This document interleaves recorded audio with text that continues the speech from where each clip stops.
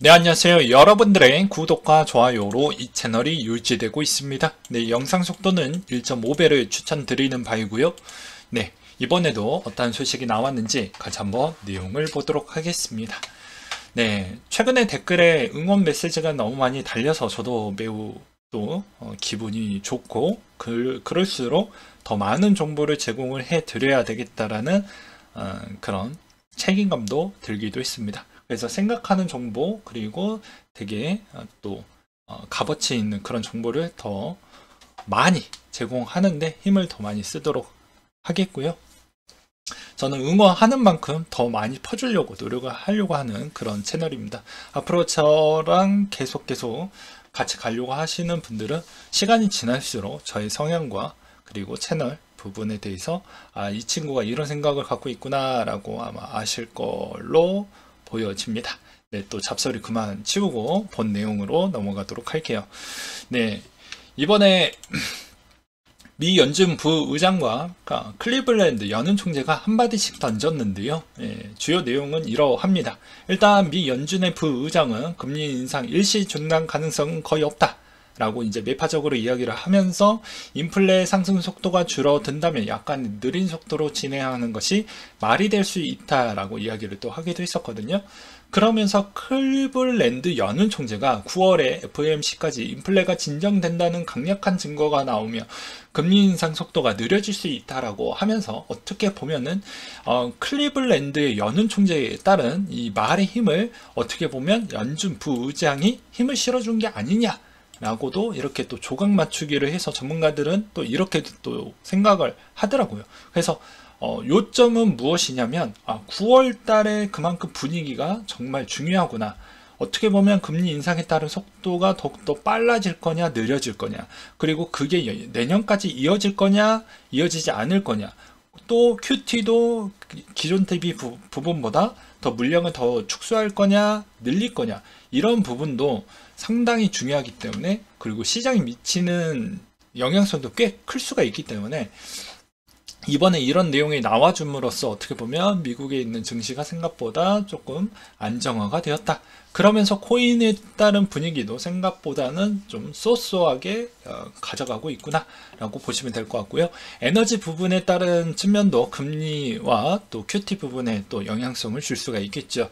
그래서 이 내용도 상당히 중요하게 봐야 된다라고 이야기를 하고 있습니다. 미국의 이제 사우디 주도의 산유국의 중요한 결정 부분이 앞으로 남아져 있는데요.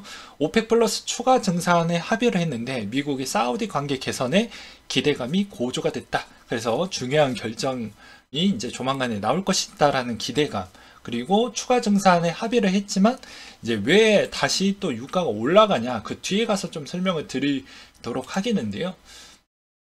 일단 7월 8월 하루 64만 배럴을 증산을 했다.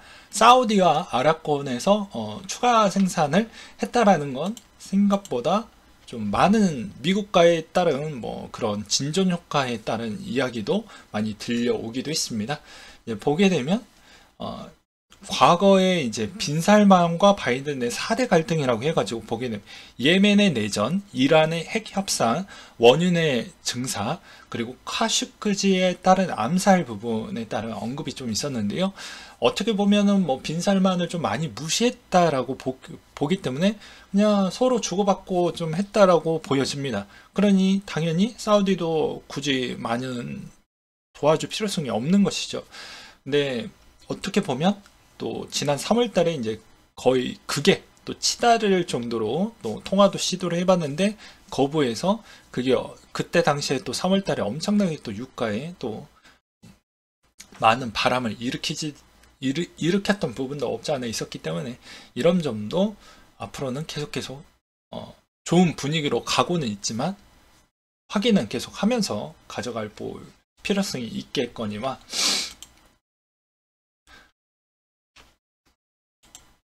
또 다른 내용은 아무래도 이제 바이든이 월 말에 사우디를 방문할 것이기 때문에 더 추가적인 뭐 좋은 거래가 나올 것이다. 그래서 물가를 어느 정도 안정을 시킬 것이다. 그리고 또 다른 또 반대쪽에서 이야기 나오는 부분은 빈살만이 어떻게 보면은 계속 이렇게까지 물가 부분에 대해서 끄집어 가는 게 우리한테도 좀 어려운 부분이 있을 것이다 라고 이제 주장을 하는 측면이 없지 않아 있거든요. 그래서 유가가 이제 116.87달러 선으로 마감을 보여주었는데요. 이제 증상 규모를 50%까지 늘려서 그만큼 합의를 했다라는 게 이제 주요 쟁점인데, 왜 올랐냐가 이제 중요한 거죠. 왜 올랐냐? 왜냐면 러시아가 이제 대체했던 게 최대치가 뭐 1000만 배럴까지 뭐 뽑아냈다라고 하더라고요. 근데 이거 아마 러시아에 있는 이 부족 부분을 과연 너희들이 이걸 다 채워줄 수 있냐에 따른 의구심이 좀 들었다라는 게 이번에 또 시장의 분위기가 좀 들어갔다라는 점과, 그 다음으로는 미국의 이제 가장 피크 시즌이 도래하고 있습니다. 네, 가장 원유를 제일 많이 쓰고 있는 성수기 시즌으로 돌입을 하고 있기 때문에 그 영향성으로 인해서 이번에 유가가 생각보다 많은 조정이 좀 나와 주어야 되는데, 오히려 그런 두 가지 영향성으로 인해서 좀 많이 조정은 받지 않고 오히려 상승을 했다라는 그런 내용들이 좀 많이 나와주고 있습니다. 그리고 이제 원달러 부분은 이제 뭐 간략하게 이야기하면 QT 시행으로 계속 한동안은 계속 이 가격대에서 유지를 해줄 것으로 보시면 될 것 같고요. 우크라이나 기준금리가 15% 인상을 한다고 합니다. 러시아 침공 이후 처음이라고 하는데요. 우크라이나가 기존 금리는 10% 정도대에서 계속 동결을 시켰는데 러시아 침공 이후 처음이라고 했습니다. 여기에 이제 포인트를 잡아야 되는데, 아무래도 이제 전쟁에 따른 장기화, 그리고 그만큼 이제 전쟁하면 비용이 생각보다 많이 들어가죠. 이 비용이 이제 충당이 안 되다 보니까 서서히 이제 고갈이 되는 거 아니냐 라는 그런 의견들도 좀 많이 나와주고 있고요. 애플 아이폰 탭2페이와 블록의 스퀘어의 결제 시스템을 통합을 시킨다라고 좀 변화를 주고 있다라는 것과, 그리고 또 애플이 최근에 이제 iOS 업데이트에 따른 내용을 또 보여줌으로써 어떻게 해서든 주가 방어를 하는데 노력을 좀 많이 보여주고 있다라는 내용이 또 눈에 좀 들어왔고요. 그 다음에 UBS 담당 이사 아트켄신이 또 이런 이야기를 하기도 했습니다. 야, 사람들이 양적 긴축의 중요성을 완전히 과소평가하는 것 같다. 그러니까는 쌈 싸먹는 것 같다. 야, 이건 금리 인상보다 훨씬 더 유동성이 줄기 시작을 할 건데, 사람들은 레포 금리와 신용 부도 부분에 대해서 좀 지켜볼 필요성이 있다. 왜 그러냐? 과거에는 그만큼 부채가 많이 생겨도 이상하지 않지 않았냐? 아니다. 야, 그때는 국가가 어느 정도 유예해주고 만기도 연장을 시켜주었는데, 이제 코로나가 끝났기 때문에 그런 거는 이제 일자 안 해주고 있다. 그렇기 때문에 다시 재복학 해주고 있는 게 이제 신용 부도 부분인데, 이게 생각보다 이제 내년 정도 때부터 이제 슬슬 나오게 될 것인데요. 이게 이제 주요 쟁점이 될 것 같습니다. 그래서 어떻게 보면 금리를 너무 많이 올리는 게 어떻게 보면 전체 투자 시장한테는 별로 좋지 않은 거예요. 왜냐면 부실 채권이 많아진다는 거, 채권 자체가 빚이기 때문에 채권이 많이 늘어난다는 건 어떻게 보면 회전율이 별로 안 좋다라는 것밖에 안 보이지 않습니까? 그러면 당연히 투자에 따른 경색이 나오게 되는 거고요. 그래서 그런 이야기를 좀 하셨고요. 그 다음으로는 또 보게 되면 서방의 제재에 무색하게 러시아 석유, 원산지 석유서 수출하고 있다 라고 나오고 있는데요. 자, 원산지를 불문명하게 바꾼 러시아산 석유가 인도 정유소를 거쳐 쇠주 운하를 거쳐서 대서양 일대로 수출되고 있다. 제가 계속 자료를 보여드리고 있지만 항상 유럽의 정치권 쪽은 두 가지 얼굴을 항상 끼고 있다라고 이야기를 하고 있죠. 저는 진짜 이번 돌아오는 겨울에 어떤 얼굴을 보여줄지 저는 매우 궁금합니다. 진짜 궁금해요. 어떤 결과물이 나올지, 진짜 이렇게 뻗당길 수 있을 것인지. 아무튼 그러하고요. 이 결과물에 또 따라서도 또 에너지 가격이 또 많은 영향을 끼칠 수가 있겠거니와, 그리고 에너지 이야기가 나왔기 때문에 하나 더 말씀을 드린다고 하면, 왜 사우디가 왜 이렇게 좀 질질 끄냐, 뭐 이렇게 해서 또 볼 수가 있어요. 너무 물가가 올라가는 것도 어떻게 보면은 이 중동 쪽의 입장도 별로 좋지 않습니다. 네, 그건 아마 알 거예요. 왜냐면 어느 정도 한계 지점에서는 계속 소비가 이루어지는데 이거 한계를 돌파하면 그때부터도 소비가 솔찬게 들어갈 수가 없어요. 네, 물가가 너무 많이 올라가게 되면. 그렇다고 해서 여기에서 실질적으로 소비가 그렇게 많이 이루어졌냐? 중동의 입장을 생각을 해보면 알아요. 역지사지. 항상 상대방을 생각을 좀 해보면 답이 나온다라고 이야기를 하죠. 그러면 자료를 보게 되면 어떻게 볼 수가 있냐면 실제 소비는 그렇게 또 많이 늘어나진 않았거든요. 왜냐면 중국의 이번에 상하이 부분도 이제 막 오픈했는데 그동안 유가가 생각보다 많은 소비가 이루어졌냐? 또 그것도 아니거든요. 근데 지금에 있는 이런 유가의 이런 가격대가 이렇게까지 많이 올라갔다라는 건 어떻게 보면 이 전쟁이 어느 정도의 마무리가 되어 가냐에 따른 부분이고 또 다른 영향성도 좀 들어갔기 때문에 어떻게 보면 중동의 입장에서도 약간씩 확인을 해보고 좀 천천히 조정을 하려고 하는 모습이 있는 거예요.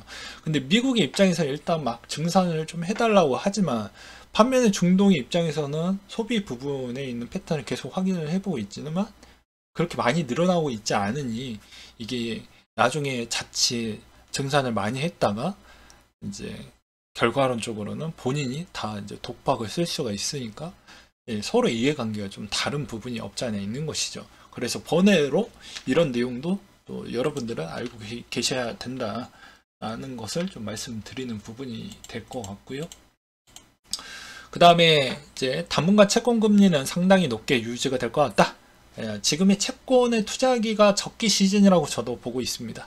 그리고 나스닥 2,800개 정도 기업이 있는데 약 10% 정도 이자 보상 비율이 10배에 달할 정도로 우량하지만 약 70%가 적자이고 이자를 감당하기에도 어려운 기업들이 상당히 높다. 왜냐하면 이 기업들이 생각했던 예상에 있는 금리의 속도 대비보다 더 빠르게 올리고 있기 때문에 이게 예상치를 이미 초과를 해버렸죠. 그래서 감당하기가 어렵다라고 볼 수가 있습니다. 그리고 소비자 지갑은 점점 얇아지고 있기 때문에 기업의 투자가 경색이 된다라는 건 코인 회사의 투자도 경색이 된다라고 표현을 할 수가 있게 되겠고요. 그리고 코인 회사는 성장하는 회사 쪽에 들어가게 되어져 있습니다. 성장 주식에 들어간다는 색깔과 동일하고요. 그리고 투자에 따른 형태가 투자 자산이 여러 가지가 있는데 저번에도 말씀드렸다시피 이게 다 저렴해졌어요. 그럼 여러분들은 여기에서 무엇을 살 것입니까? 네. 일단 이쪽으로 먼저 가겠죠. 예. 그렇기 때문에 실질적으로 진짜 좋은 물건이 나왔다고 하면 정말로 여기에 비트코인만 사려고 하는 사람이 있긴 하겠지만 그 사람에 있는 개체수가 훨씬 더 줄어들 수 있다라는 점을 돌려서 말씀을 드리는 부분이 될 것이고요. 그리고 미국에서 그만큼 저번에도 말씀드렸다시피 작년에 202조 원에 60조 원을 벌었는데 이제 개인의 저축률 추이가 꺾여가고 있다라는 걸 볼 수가 있기 때문에 어떻게 보면은 기존의 투자 부분을 잠깐 쉬어가려고 하는 모습도 좀 많이 보여주고 있다. 그리고 거기에 또 쏘아올린 똥이 하나가 있었으니 그게 이제 루나 사태로 인해서 생각보다 더 미국인들도 투자에 따른 경색이 좀 많이 보여주고 있다. 거기에 또 일례로 볼 수 있는 또 하는 척도는 코인베이스의 거래량이 좀 많이 줄어들었다는 건 기관이 제일 많이 쓰고 있는 거래소 중에 하나인데도 그만큼 기관이 생각보다 좀 확인하고 들어가자라는 습성이 훨씬 더 커져버렸기 때문에 그런 것만 보아도 알 수가 있다라고 볼 수가 있겠죠. 저는 그래서 무한적으로 좋습니다. 지금 시장이 좋아서 더 지금이 쌉니다. 이렇게 얘기할 수는 있겠죠. 근데 어느 시점이 싼 구간인데 어느 시점이 바닥 구간인데 이렇게 얘기하기에는 어렵겠지만 그렇게 풀 희망회로 적으로 전 돌리고 싶진 않습니다. 참고로. 그래서 쉬어갈 땐 쉬어가는 구간이 있고 올라갈 땐 올라가는 구간이 있기 때문에 여러분들은 항상 주어진 정보 그리고 그런 주어진 정보를 잘 정리를 해서 본인의 투자의 판단과 결정을 신중하게 하시면 됩니다. 예, 항상 본인이 좋아하는 정보만 듣다 보면은 망할 수가 있어요. 네. 또 러시아에 190만 달러 국채 이자 미납이 나오고 있다. 신용사건에 따른 발생인데 6월 25일 정도 순이라고 합니다. 이 신용파생상품 결정위원회가 CDDC라고 하는데요. 여기서 평가를 하는데 이제 이 평가 부분에 있었을 때도 이제 좋은 결과가 나오지 않는다라고 하면 또 시장의 분위기가 별로 좋지는 않을 수도 있다. 근데 이제 이것도 좀 어폐인 게 루블화로 갚겠다라고 이야기를 하는데 받지 않는 것 자체가 갚으려고 하는 의지가 있는데 이걸 받아주지 않는 것도 이게 과연 국제적으로 보여주는 게 왕따지 뭡니까? 네, 이건 이거고 저건 저거이지 않을까요? 저는 그렇게 생각을 하는데 또 다른 의견들도 많이 있을 것으로 저는 보여집니다. 왜냐면 공과사는 좀 구별하면서 해야죠. 저는 그런 생각을 갖고 있거든요. 금감원의 전자지급 결제 대행업자 가상자산 보유 현황이 나왔는데요. 이제 루나 테라 사태로 인해서 야 너희들 진짜로 갖고 있냐? 있는 부분으로 카카오 다날, 모인, 카카오페이, 페이게이트가 이런 결과가 나왔다고 하니까 참고하시길 바라겠고요. FTX 암호화폐 거래소가 처음으로 코인베이스를 추월했다라고 합니다. 그리고 이제 이번에 뭐 디파이 행사에서 나왔던 내용인 것 같은데요. 스테이블 코인은 필수이다. 알고리즘이라서 폭락한 건 아니다. 라고 이제 이야기를 했던 게 있는데, 뭐 저번에도 말씀을 드리기도 했습니다. 이게 알고리즘 스테이블 코인에 따른 문제점도 있긴 했지만, 이게 전체적으로 이게 100% 과실로 알고리즘 스테이블 코인 때문이다! 라고 얘기하기에는 어렵죠. 그리고 어차피 미래지향적으로 간다라고 해도 알고리즘 스테이블 코인 쪽으로 가야 여러분들이 생각했던 그런 코인 투자에서 더 많은 가격이 올라갈 수 있을 만한 그런 코인 설계적인 기본 베이스가 되는 시점이기 때문에 이게 나는 이건 싫어, 이거 안 했으면 좋겠어, 이렇게 보면 가격도 올라갈 생각을 추워도 갖지 마세요. 어차피 다 같은 방향으로 왜 저게 문제가 있음에도 왜 뛰어들겠습니까? 네. 원래 성장하는 기업들은 위험을 어느 정도 감안하고 도전을 하는 거예요. 거기 도전에 따른 성과가 이제 결과 패턴으로 가격에서 묻어 나오는 것이죠. 근데 이제 두렵고 피하고 하면 결과물이 뭐 항상 모던하지 않습니까? 거기에 무슨 가치가 많이 평가를 높게 가져갈 수가 있게 되겠습니까? 그리고 그 베이스가 알고리즘 스테이블이 베이스가 좀 축적이 잘 되고 완전 완성형이 나오게 되면 그때부터 뻗어 나갈 수 있는 게 워낙 많아요. 네. 이 말의 의미는 무엇이냐면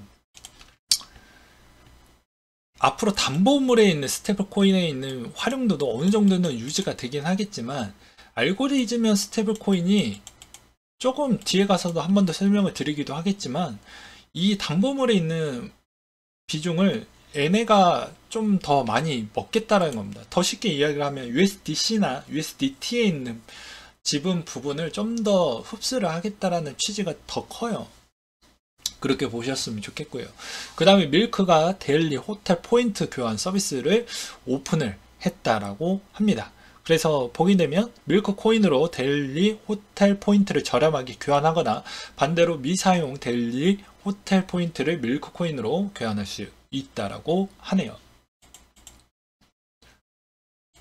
그 다음으로 코인걸에서 루나 수수료 투자자들에게 돌려준다.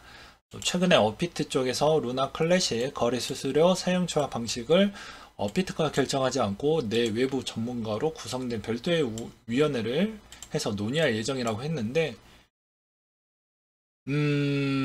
글쎄요. 네, 루나 클래식 거래로 발생한 수수료의 지갑은 일단 해당 공지사항에도 저도 보긴 했는데 이 100억 원 가지고 뭘 할 것이냐 저도 매우 궁금합니다. 투자자 보호에 쓰겠다고 하는데 투자자 보호에 있는 그 수순의 기준이 또 애매모호하니까 외부 전문가를 섭외를 해서 나는 욕을 안 처먹겠다라는 것이죠. 뭘 하든 간에 욕을 먹을 것 같으니까 저는 그렇게 좀 해석을 해보았고요. 진리카 메타버스 NFT 헤드 무언가 발표를 할 것으로 보여진다라는 내용이 있었는데요.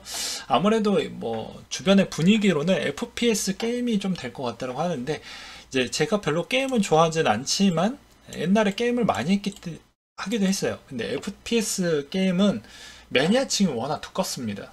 그래서 매니아층을 우리 쪽으로 좀 땡겨오려고 한다고 하면 무언가가 좀 색깔이 다르거나 특징이 좀 다르거나 이런 측면이 좀 있어야 돼요. 그래서 FPS 쪽이 생각보다 뭐 지금의 서든어택이 엄청 진짜 거의 뭐 조상급 게임인데, 그럼에도 불구하고도 계속 인기 순위에 항상 유지가 되어가고 있는 걸 보게 되면 되게 재밌죠. 비트코인, 이더리움, 금 부분인데요. 이번에 비트코인하고 이더리움에 있는 그런 펀드 쪽에 있는 자금이 계속 떨어지고 있음에도 불구하고도 들어오고 있다는 게 좀 재밌었고요. 금은 계속 관망을 보여주고 있다고 합니다. 그리고 비트코인 채굴자들은 최근에 많은 물량이 시장에 유통이 되어가고 있다라고 하는데요. 이게 되게 웃긴 게, 채굴자의 매도 속도는 최고 월 5천에서 8,000개 정도 달성, 30K 구간에서 1억 5천만 달러, 2억 4천만 달러를 매도를 했다. 채굴자의 매도 속도는 이번 주 월 3.3천 개로 감소하는 추세이다. 그렇기 때문에 조만간에 반등하지 않겠냐? 라고 하지만 요거와 요거를 왜 같이 붙여놨냐면, 자사주 매입에 다시 증가를 하고 있다. 자, 여러분들이 들고 있는 게 코인 쪽이에요. 근데 이쪽은 주식회사죠. 그리고 이 위에 가장 큰 쪽은 주주입니다. 주주. 그러면 어느 쪽에 주주가치 제고를 좀 하기 위해서 어느 쪽에 화력을 더 둘까요? 자사주 매입을 해준다라는 건 이 코인을 팔아서 이렇게 넣어준다라는 건데, 그럼 코인 쪽은 또 안 챙겨주냐라고 징징 짜봐야 어느 쪽이 먼저 우선일까요? 네. 여러분들도 한번 생각을 해보셨으면 좋겠고요. 코인베이스 CPO가 고용 동결 기조를 유지를 했다라고 하는데요. 동결 유지를 안 하면 다 빠져나갈 텐데 뭐 어쩔 거야 지네들이. 왜냐면 지금 부르는 게 값입니다. 참고로. 물론 이제 뭐 기존의 대기업이나 글로벌 기업들 쪽에서 대부분 몸값 비싼 애들을 요새 좀 많이 쳐내고 있는데요. 코인 회사들은 좀 입장이 달라요. 기존의 핵심에 있는 개발자가 나가버리면 그런 애들은 또 수용해버리기 때문에 쉽지가 않습니다.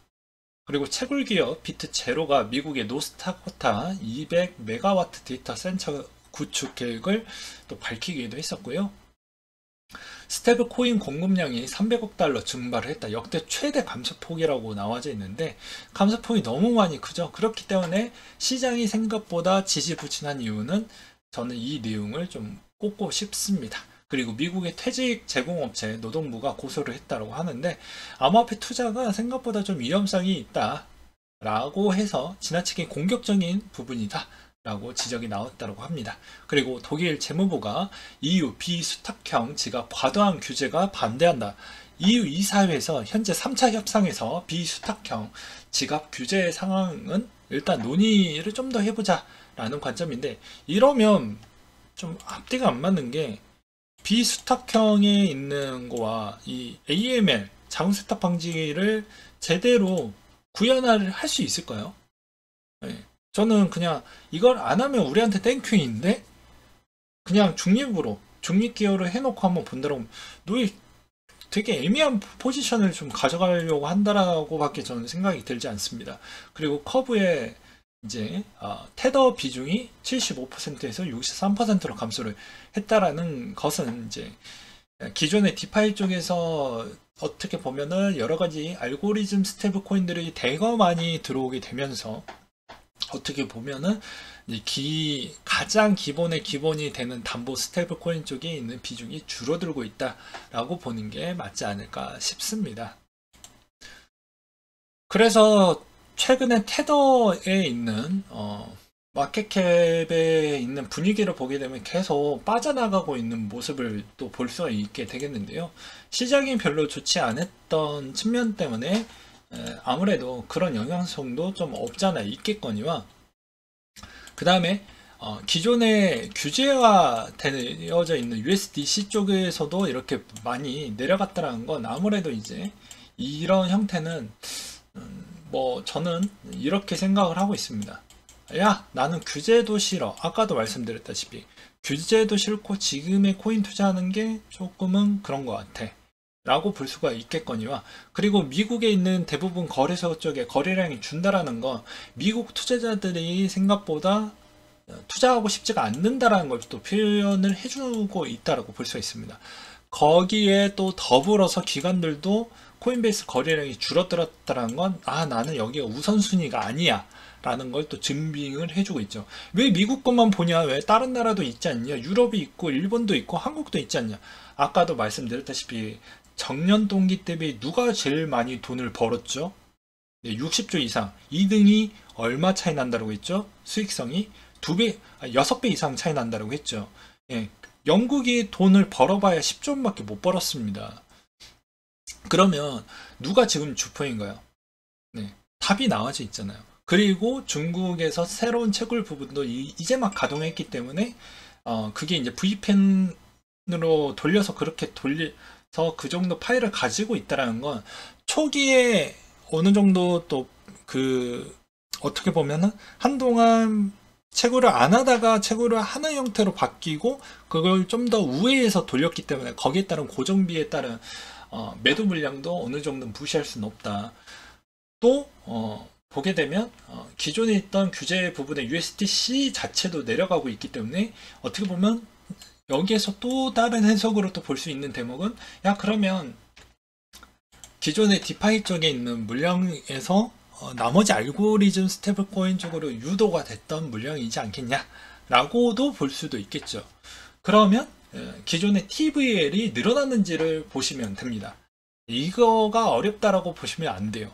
그럼 TVL이 늘었냐? 예, 늘긴 했어요. 그러니까 누가 빨아 제꼈냐? 예, 알고리즘 스테이블 코인 쪽에서도 최근에 뭐 누구냐? 트론 같은 애들, 그리고 뭐 나머지 있는 애들도 있는데 그런 애들이 좀 많이 빨아 제꼈다라고 볼 수가 있는 것이죠. 왜냐면 TVL이 만약에 내려갔다라고 했으면 정말로 시장이 더 많이 빠져나갔을 것 같은데 그러지는 않았으니까. 오늘 내용은 이 정도로 마무리를 지어보도록 하겠습니다.